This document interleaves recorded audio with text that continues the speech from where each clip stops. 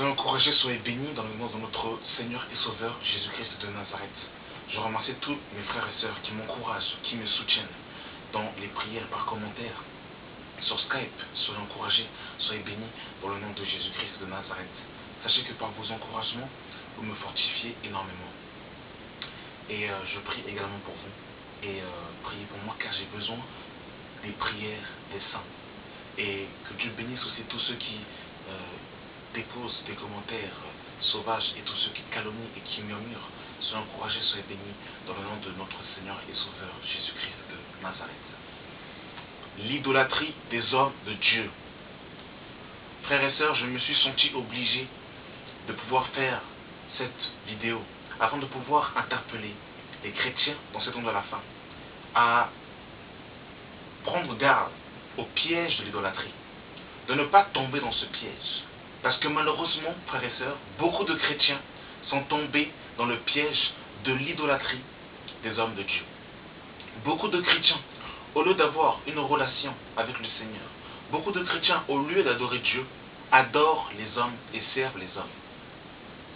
Et aujourd'hui, quand on rentre dans beaucoup d'assemblées, le culte, au lieu de se transformer en adoration, en lieu de rencontre pour le Seigneur, c'est devenu un lieu de rencontre de l'homme de Dieu.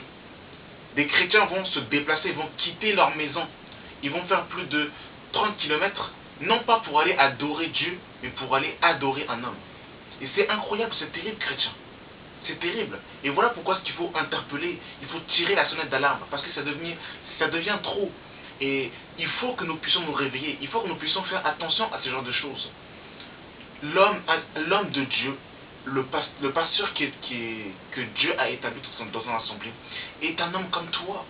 Est un homme comme toi, et lui aussi, il se bat pour son salut. Et même les gens que vous regardez sur Internet sont des hommes comme vous. Ils ne sont pas des divinités. Ils se battent aussi pour leur salut. Ils se battent aussi pour plaire au Seigneur. Et on a besoin de s'édifier, de s'encourager les uns les autres. C'est vrai que nous n'avons pas la même grâce en Christ.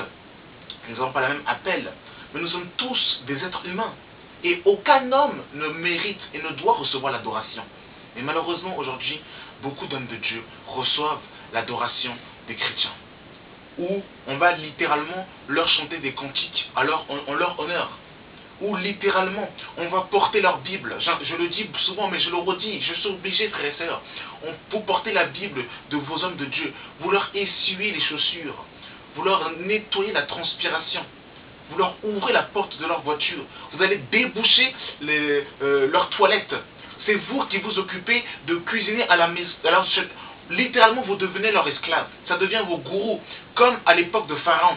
Vous construisez, frères et sœurs, leur pyramide. Et c'est avec votre argent où vous transpirez qu'on va vous dépouiller financièrement, matériellement. Et ils vous disent, ces pasteurs, littéralement, que ce sont des voleurs qui vont vous dépouiller et vous accepter. Et vous criez en disant prêche papa, alors que l'enseignement qu'il vous donne, le message qu'il vous donne ne se trouve même pas dans les Écritures. C'est incroyable. Je me dis mais c'est terrible.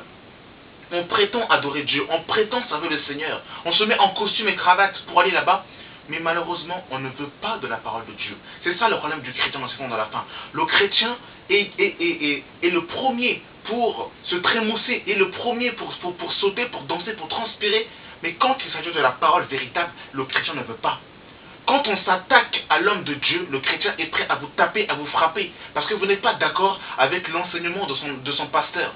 Et quand vous dites à ce chrétien, ce que ton pasteur dit n'est pas dans la Bible, ce pasteur est tellement idolâtre qu'il est devenu ivre de son pasteur, qu'il est hypnotisé par son pasteur, et vous avez besoin d'une délivrance chrétienne. Nous avons besoin d'une délivrance pour accepter le message primordial avant tout du Seigneur. Nous ne dénonçons pas, nous ne condamnons pas les hommes, mais nous condamnons leur œuvre. Et nous invitons ces hommes à la repentance. Et gloire soit rendue au Seigneur parce qu'il y a des hommes dans le monde, il y a des hommes de Dieu qui sont restés intègres, qui sont restés fidèles, qui veulent rester humbles et qui ne veulent pas la gloire et qui veulent que la gloire revienne à Dieu et qu'ils prêchent pour que les hommes aillent dans le royaume de Dieu et non qu'ils remplissent un bâtiment d'église. Je vais lire un premier passage dans Jérémie chapitre 17 à partir du verset 5 qui nous dit ceci. Ainsi parle l'Éternel. Maudit soit l'homme qui se confie dans l'homme, qui prend plaisir dans la chair, qui prend la chair pour son appui et qui détourne son cœur de l'Éternel. Et bien voilà ce que l'on retrouve malheureusement dans beaucoup de nos assemblées. Au lieu d'avoir une intimité avec le Seigneur dans votre chambre, au lieu de prier le Seigneur, au lieu de vous appuyer sur Dieu, qui est notre rocher, qui est notre appui, vous vous appuyez sur les hommes, vous vous appuyez sur les femmes. Oh, chrétiens, je vous en prie, je vous en supplie. Les idolâtres n'hériteront pas le royaume des cieux. Les idolâtres n'hériteront pas le royaume des cieux. Il y a des assemblées, quand l'homme de Dieu n'est pas là, l'assemblée est vide. Mais dès que l'homme de Dieu arrive, tout le monde se lève, tout le monde commence à... Oh Seigneur, c'est triste. C'est triste. J'aimerais prendre un passage rapidement dans Acte 17. Vraiment, chrétiens, réveillons-nous. Réveillons-nous, véritablement réveillons-nous, et demandons au Seigneur une véritable repentance. Je suis dans Acte chapitre 17, à partir du verset 10, qui nous dit ceci. Aussitôt les frères firent partir la nuit Paul et Silas pour Bérée. Lorsqu'ils furent arrivés, ils entendirent dans la synagogue des Juifs. Ces Juifs avaient des sentiments plus nobles que ceux de Thessalonique.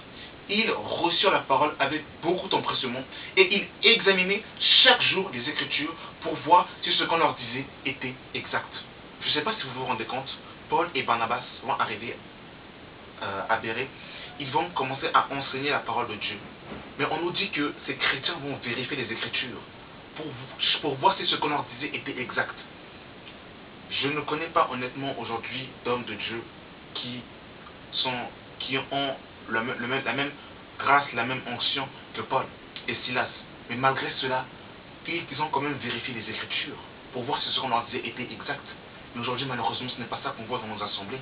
Quand un prédicateur vient, il raconte des chimères, il a des révélations extra-visionnelles, et il vous les balance et vous acceptez ces choses. Il vous annonce des doctrines démoniaques et vous acceptez ces choses. Parce que la parole de Dieu s'accomplit, malheureusement. Nous sommes dans les temps de la fin. Et on nous dit que dans les temps de la fin, les gens ne supporteront plus la vérité. Et ils se donneront une foule de faux docteurs. Et je veux vous dire, frères et sœurs, que malheureusement, c'est nous qui fabriquons ces loups ravisseurs. C'est nous qui fabriquons ces incirconcis. Parce que c'est nous qui les demandons. C'est nous qui les acclamons, qui les encourageons.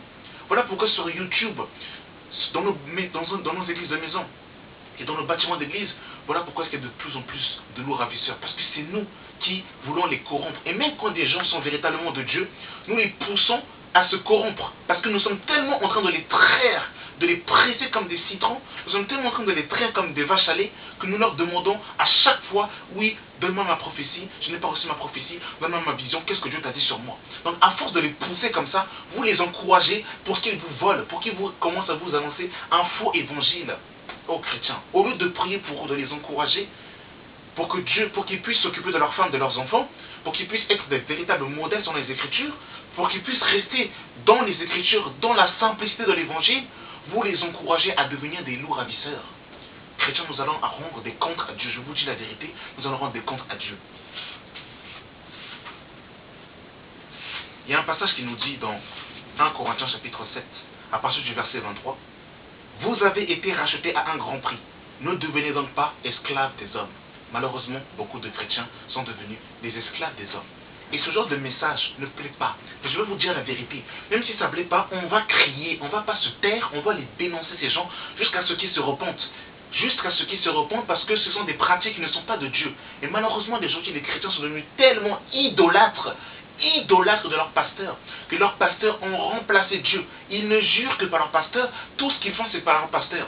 Au lieu de dire, la Bible dit, il est écrit, ils vont dire, mon pasteur, papa pasteur a dit, papa chéri a dit. Mais chrétiens, mais quelle Bible vous lisez honnêtement? Vous lisez quoi comme Bible? Regardez, dans 2 Timothée chapitre 4, à partir du verset 1, je t'en conjure devant Dieu et devant le Seigneur Jésus-Christ, qui doit juger les vivants et les morts, et au nom de son apparition et de son royaume, prêche la parole, insiste en toute occasion, favorable ou non, censure, exhorte avec toute douceur, et en instruisant, car il viendra un temps où les hommes ne supporteront plus la saine doctrine, mais ayant la démangeance d'entendre des choses agréables, ils se donneront une foule de faux docteurs selon leurs propres désirs, détournant l'oreille de la vérité et se tournant vers les fables. Malheureusement, c'est ce que nous voyons aujourd'hui. C'est ce que l'on voit aujourd'hui, malheureusement. C'est nous qui les fabriquons, ces incirconcis. C'est nous qui iront dans nos bâtiments d'église. Ils vont violer des sœurs, dépouiller des familles, casser des couples.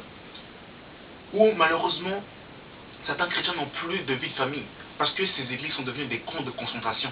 Ils signent des chartes. S'ils ne sont pas présents dans leur bâtiment d'église, on va leur mettre la pression. Et vous allez voir que même certaines femmes vont commencer à plus servir leur pasteur que leur mari. C'est terrible. C'est terrible. Au lieu qu'on prépare ces gens au royaume des cieux, à rencontrer le Seigneur, qu'on prépare ces chrétiens à la rencontre du Seigneur, eh bien non, on attache ces chrétiens à des dénominations. On attache ces chrétiens à, je dirais, à des postes au sein de l'église locale. Il ne faut pas qu'il en soit ainsi, chrétien. Il ne faut pas qu'il en soit ainsi. Le Seigneur nous châtie celui qui l'aime. Ne prenez pas ce message comme étant un message qui est négatif pour vous. Au contraire, le Seigneur nous châtie parce qu'il nous aime. Nous devons ouvrir les oreilles parce que le Seigneur nous a parlé. Nous ne devons pas idolâtrer les hommes. Ni idolâtrer ni une femme, ni un homme. Parce que nous sommes tous égaux. La personne qui doit recevoir l'adoration, c'est Jésus-Christ de Nazareth. Il est le seul.